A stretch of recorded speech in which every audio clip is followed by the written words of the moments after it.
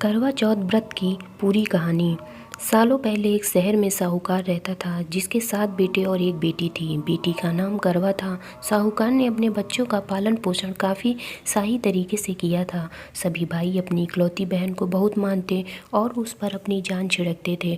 उन्होंने उसकी शादी एक अमीर साहूकार के साथ एकदम शाही तरीके से की। एक दिन करवा ससुराल से अपने मायके आई। सभी भाइयों ने उसका जोरदार स्वागत किया। उन्होंने पहले अपनी बहन को खाना खिलाया और फिर खुद खाया। इसके बाद सभी एक साथ बैठकर बचपन की यादें साझा करने लगे। इसी तरह कुछ दिन बीतते चले गए। एक दिन शाम को जब करवा के सातों भाई अपने काम से घर लौटे तो उन्होंने देखा कि उनकी बहन काफ़ी उदास होकर बाहर बैठी थी। अपनी बहन करवा को उदास देखकर सभी भाई चिंतित हो गए। उसके पास गए और उदासी का कारण पूछने लगे। इस पर करवा ने बताया कि उसने अपने पति के लिए करवा चौथ का उपवास रखा है और चांद के इंतजार में सुबह से ही भूखी प्यासी है। जैसे ही चांद निकलेगा वह उसे देखकर अपना उपवास तोड़ेगी।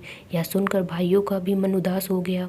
वो सभी करवा के इस कष्ट को नहीं देख पाए, खासकर उनका सबसे छोटा भाई जिसे करवा से सबसे अधिक स्नेह था। बहन को भूखा प्यासा देखकर सभी भाई कुछ ऐसा उपाय सोचने लगे जिससे वो अपनी बहन का कष्ट दूर कर सकें। तभी उन्हें एक तरकीब सूझी। सभी भाई तुरंत एक पीपल के बड़े से पेड़ के पास पहुँचे। उनमें से सबसे छोटा भाई एक जलता हुआ दीपक लेकर उस पेड़ पर चढ़ गया और उसे एक छलनी में रख कर वहीं छोड़ दिया। इसके बाद पूरे गांव में हल्ला हो गया कि चांद निकल आया है। करवा भी उस जलते हुए दीपक को चांद समझ बैठी और जल्दी से पूजा पूरी कर अपना उपवास खत्म करने के लिए बैठ गई। जैसे ही उसने खाने का पहला निवाला उठाया उसकी नज़र भोजन पे पड़े बाल पर पड़ी। उसने तुरंत उस निवाले को अपने प्लेट से निकाल कर दूसरी तरफ रख दिया। इसके बाद उसने दूसरा निवाला अपने मुंह में डाला। तभी उसके दांतों में एक कंकड़ आ फंसा। उसने झटपट उस निवाले को भी प्लेट से हटा दिया। इसके बाद उसने तीसरा निवाला अपने मुंह में रखा कि तभी उसे एक बुरी खबर मिली।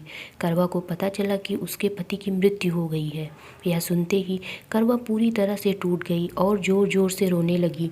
कुछ समय बीतने के बाद उसे अपने पति की मृत्यु की सच्चाई का पता चला। उसे जानकारी मिली कि उसके भाइयों के कारण उसने दीपक को चांद समझ लिया था और अपने पति को मृत्युदंड की सज़ा सुनवाई। सच्चाई का पता चलने के बाद करवा ने अपने पति का अंतिम संस्कार नहीं करने का प्रण लिया। देखते देखते 1 साल बीत गए। करवा अपने पति के मृत शरीर के पास ही बैठी रही। वह रोजाना अपने पति के शव को साफ करती और वहां उगने वाली घासों को भी हटाती रहती थी। 1 साल के बाद फिर से करवा चौथ का पर्व आया। हमेशा की तरह सभी महिलाएं इस व्रत को करने के लिए एक साथ जुटीं। इसमें उसकी सातों भाभी भी थीं। शाम के समय पूजा समाप्त करने के बाद जब करवा की सभी भाभी उसके पास पहुंची तो उन्होंने करवा को आशीर्वाद मांगने को कहा। इस पर करवा ने सभी से एक एक करके अपने पति को जीवित करने का वरदान मांगा। करवा की यह मांग उसकी भाभी पूरी नहीं कर सकती थी। उन्होंने करवा को समझाया भी लेकिन वह नहीं मानी। फिर उसकी एक भाभी ने बताया कि उसके छोटे भाई की वजह से ही ऐसा हुआ है, तो उसकी छोटी भाभी ही इस स्थिति को ठीक कर सकती हैं। यह सुनकर करवा अपनी छोटी भाभी के पास गई और उनके पैर पकड़कर अपने पति को जीवित करने का आशीर्वाद मांगने लगी। पहले तो उसकी छोटी भाभी ने बहुत टाला, लेकिन अंत में उसकी छोटी भाभी ने अपनी तर्जनी उंगली को काटकर उसमें से अमृत की एक बूंद करवा के मृत पति के ऊपर डाल दी। जैसे ही अमृत की बूंद उसके ऊपर गिरी वह जिंदा हो गया और जय श्री गणेश के नारे लगाने पड़े। इस घटना के बाद से ऐसी मान्यता है कि करवा चौथ का व्रत करने से गौरी शंकर खुश होते हैं और महिलाओं के सुहाग की रक्षा का वरदान देते हैं। कहानी से सीख। इस कहानी से यह सीख मिलती है कि इंसान को हमेशा सच्ची भक्ति से पूजा पाठ करनी चाहिए। अगर इसमें किसी प्रकार की कमी रहती है तो उसके बुरे परिणाम भुगतने पड़ सकते हैं। कहानी अच्छी लगी हो तो please like, share and subscribe.